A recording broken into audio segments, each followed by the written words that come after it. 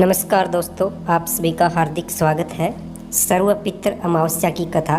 देवताओं के पितृगण अश्विन वृत्तात सोमपत लोक में निवास करते हैं। उनकी मानसी कन्या अछोदा नाम की एक नदी के रूप में अवस्थित हुई। मत्स्य पुराण में अछोद सरोवर और अछोदा नदी का जिक्र मिलता है, जो कि कश्मीर में स्थित है। एक बार अछोदा ने 1000 वर्ष तक तपस्या की, जिससे प्रसन्न होकर देवताओं के पितृगण अग्निस्वात और महर्षि पितृगण अमावस्या के साथ अछोदा को वरदान देने के लिए आश्विन अमावस्या के दिन उपस्थित हुए। उन्होंने यशोदा से कहा, पुत्री, हम तुम्हारी तपस्या से प्रसन्न हैं, इसलिए जो चाहे वर मांग लो। लेकिन अक्षोदा ने अपने पितरों की तरफ ध्यान नहीं दिया और वह अति तेजस्वी पितृ अमावस्या को अपलक निहारती रही। पितरों के बार बार कहने पर उसने कहा, भगवान, क्या आप मुझे सचमुच वरदान देना चाहते हैं?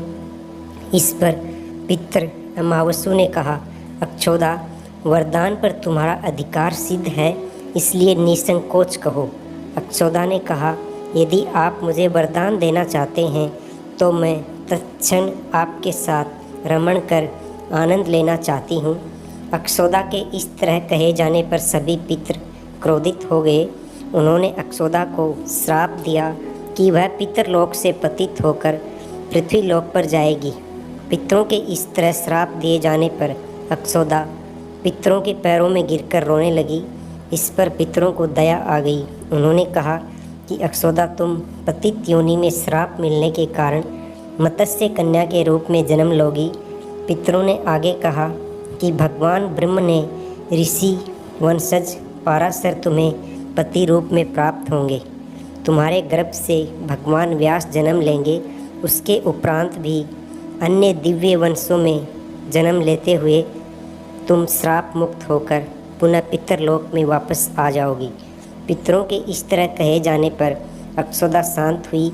अमावस्या को ब्रह्मचर्य और धैर्य की सभी पितरों ने सराहना की एवं वरदान दिया कि वह अमावस्या की तिथि अमावस्या के नाम से जानी जाएगी।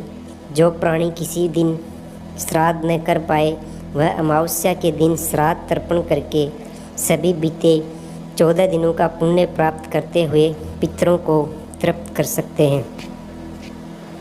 तभी से प्रत्येक माह की अमावस्या तिथि को सर्वाधिक महत्व दिया जाता है और यह तिथि सर्वपितृ श्राद्ध के रूप में मनाई जाती है। उसी पाप के प्रायश्चित हेतु कालांतर में यही यशोदा महर्षि पराशर की पत्नी एवं वेदव्यास की माता सत्यवती बनी थी।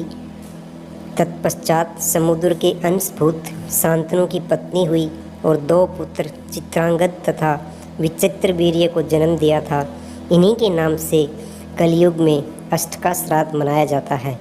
दोस्तों, कहानी यहीं समाप्त होती है। कहानी पसंद आई तो वीडियो को लाइक करें, शेयर करें और सब्सक्राइब करें हमारे चैनल को। मिलते हैं अगले वीडियो में। धन्यवाद। जय श्री कृष्णा। राधे राधे।